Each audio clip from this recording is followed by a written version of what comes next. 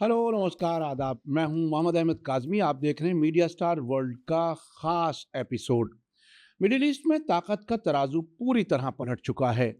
जिन मुल्कों को कमज़ोर समझा जाता था, उन्होंने अपनी ताकत का खुल कर के मुज़ाहिरा किया है। इसी सिलसिले में यमन के बारे में दहाइयों पुराना वेस्टर्न और अरब नैरेटिव अब पूरी तरह ध्वस्त तबाह हो चुका है।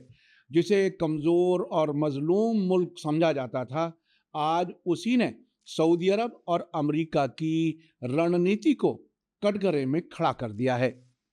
मुद्दा सिर्फ मिसाइलों का नहीं है, बल्कि मुहासरे के बदले मुहासरा, ब्लॉकेड फॉर ब्लॉकेड की नई रणनीति का है। आपको मालूम है, एक लंबे अरसे से यमन को घेर करके रखा हुआ है पाबंदियों में।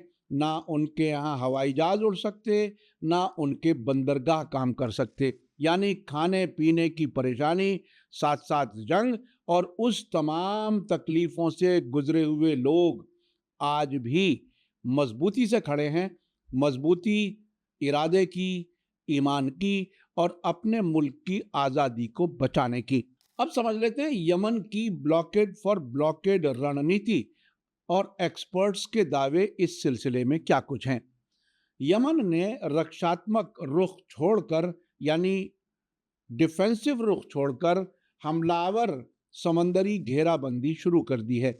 हाल ही में यमन के हूती अंसारुल्लाह की सरकार ने सऊदी अरब के जहाज़ों पर बाबल मंदब से गुजरने पर पाबंदी लगा दी है। ऐसे वक्त में जबकि हॉर्मुज़ पहले ही ईरान के कंट्रोल में है और वहाँ से सऊदी अरब और बाकी जीसीसी मुल्क तेल एक्सपोर्ट नहीं कर पा रहे, सामान इंपोर्ट नहीं कर पा रहे, उसके बाद बाबल मंदब का सऊदी अरब के लिए बंद होना किसी बड़ी मुसीबत से कम नहीं है।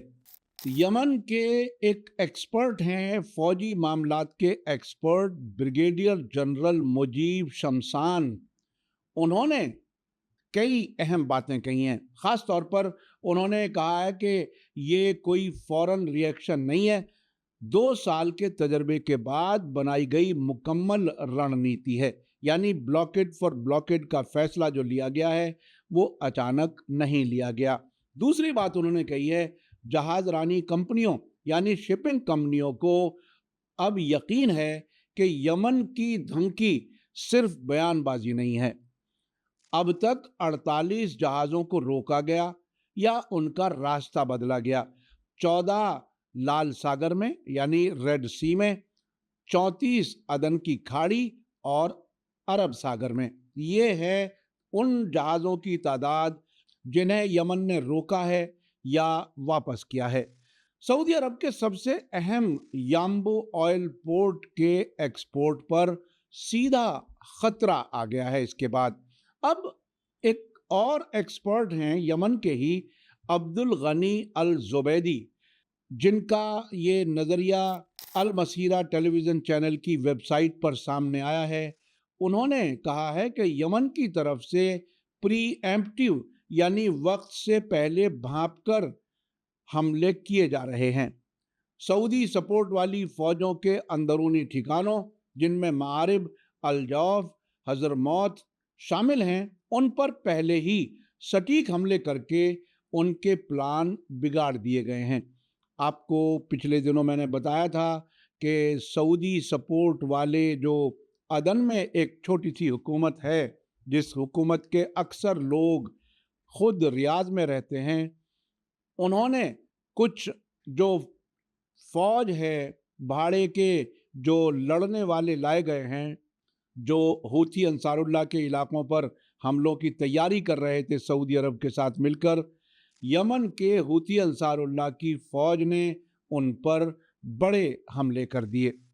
इसी दरमियान इंटरनेशनल मीडिया ने भी कुछ खास ऑब्जर्वेशंस दी हैं, जिसका ये समझना बहुत ज़रूरी है कि आखिर ये यमन का क्राइसिस क्या है, सऊदी अरब के लिए ये कितनी बड़ी मुसीबत बन चुका है। आइए समझ लेते हैं इंटरनेशनल मीडिया क्या कुछ कह रहा है, सऊदी इकोनॉमी पर कितनी चोट है, इस सब के बारे में क्या कुछ बता रहा है।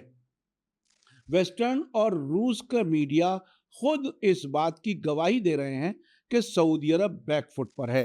ब्लूमबर्ग, जो अमेरिका का टेलीविजन चैनल है, उसने कहा है कि सऊदी की आरामको, जो ऑयल कंपनी सबसे बड़ी कंपनी मानी जाती है तेल की दुनिया भर में, उसने अपने ट्रेडिशनल समंदरी रास्तों से बचने के लिए बेहद महंगे और खतरे वाले हथकंडे अपना रहा है। ओमान के पास सोहार के गहरे समंदर में ship to ship oil transfer किया जा रहा है ताकि यमन के रडार से बचा जा सके।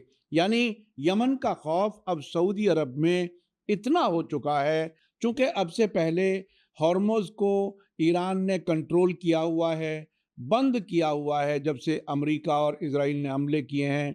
उधर बाब अल मंदब के बंद होने से सऊदी अरब का तेल एक्सपोर्ट बहुत कम हो गया है और उससे बचने के लिए ये ship to ship oil transfer, देखिए समंदर के बीच में जब स्मगलिंग होती है तेल की, कुछ मुल्कों को नहीं बेच सकते, कहीं अमेरिका का प्रेशर है, कहीं दूसरी और वजह हैं, तो वो जिसे कहते हैं समंदर के अंदर ही जहाज़ों में एक दूसरे में तेल ट्रांसफ़र कर दिया जाता है और बचने की कोशिश की जाती है, आइडेंटिटी छुपाने की कोशिश की जाती है ताकि दुनिया की नज़र में ये ना आए ये किस मुल्क का तेल है। यही काम अब सऊदी अरब करने के लिए मजबूर हो गया है। इसी दरमियान सैटेलाइट तस्वीरों ने भी साबित किया है कि सऊदी ऑयल टैंकरों का रूट गैर मामूली तरीके से बदला जा चुका है। उधर रूस के अखबार स्वोबोदनाया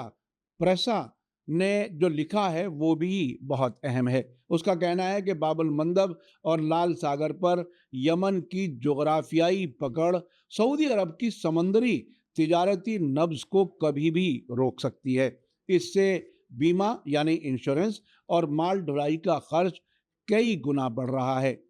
इसी दरमियान हसन सरूर, जो इकोनॉमिक एक्सपर्ट कहलाए जाते हैं, उन्होंने कहा है कि सऊदी अरब को रोज़ाना 400 से 500 मिलियन डॉलर तक का मुमकिना नुकसान झेलना पड़ रहा है। ये बहुत बड़ी बात है, यानी 40 करोड़ से 50 करोड़ डॉलर का रोज़ाना सऊदी अरब को नुकसान हो रहा है। ये एक बहुत बड़ा फिगर है। कुछ मुल्कों का तो इतना बजट भी नहीं होता जितना हर दिन सऊदी अरब को ये नुकसान बर्दाश्त करना पड़ रहा है।